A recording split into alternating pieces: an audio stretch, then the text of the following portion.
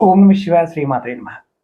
మిత్రులకి, శ్రేయోభిలాషులకి, అలాగే నన్ను ఇంతగా ఆదరిస్తున్న యూట్యూబ్ ప్రేక్షకులందరికీ కూడా పేరు పేరు ధన్యవాదాలు. మిత్రులారా, మీ అందరికీ పరాదేవత ఎల్లవెల్లలా మీతో ఉండి మీ మనోవాంఛ నెరవేర్చాలని మనస్ఫూర్తిగా కోరుకుంటున్నాను.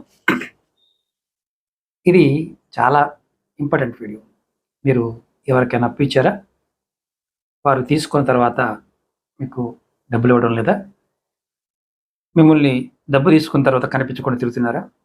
అంటే మీరు అప్పు ఇస్తే వసూలు చేయడానికి వెళ్ళినా వాళ్ళు మీకు దొరకకుండా తిరుగుతున్నారా? అలా జరుగుతూ ఉంటే ఈ చిన్న పరిహారం మీరు చేయండి. ఇది ఎలా పనిచేస్తుంది? ఏ విధంగా చేయాలి? అనేది చెప్తాను. ఇది అతి పురాతనమైన భారతీయ తంత్ర గ్రంథాలలో ఉన్న ఒక చిన్న ఉపాయం. ఇది పూర్వక రోజుల్లో చేసేవారు.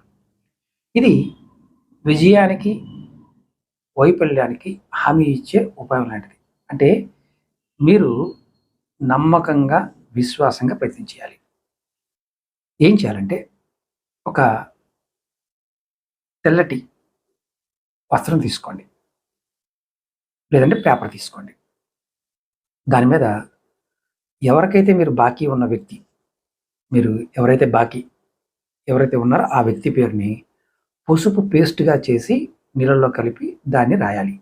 దానికి మీరేంటంటే తులసి కర్ర కానీ, లేదంటే దానిమ్మ పుల్ల కర్ర కానీ, వేరే చెట్టుదైనా పర్వాలేదు, కానీ అగ్గి పుల్ల మాత్రం వాడవద్దు. దాన్ని కొసగా చెక్కి దాని మీద పేరు రాయండి.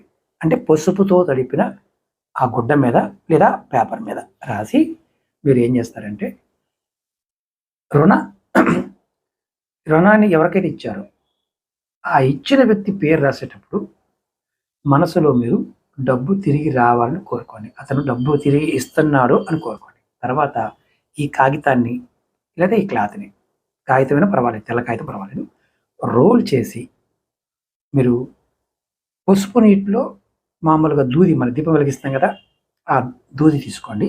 పసుపు నీటిలో ముంచండి దాన్ని. తర్వాత ఈ పేపర్‌కి రౌండ్‌గా చుట్టండి. దూది దారం చుట్టండి. ఇప్పుడు దాన్ని మనం మామూలుగా ఈ దూదిని ఆ రోల్ చుట్టూ కట్టేస్తే సరిపోతుంది. తర్వాత మీరు కాగితాన్ని ఎక్కడైనా సరే పారే నీళ్ళల్లో, మళ్ళీ చెప్తున్నాను, కాలువ కానీ, నది కానీ నీరు ప్రవహిస్తూ ఉండాలి. మురుగు నీటిలో కాదు. లేదా చెరువులు ఉంటాయి కదా, మంచినీటి చెరువులు, వాటిల్లో కానీ మీరు కలపండి. ఇలా మీరు వారానికి ఒక్కసారి చేయండి. వాళ్ళు ఎక్కడ ఉన్నా మీకు డబ్బులు తిరిగి తెచ్చి ఇచ్చే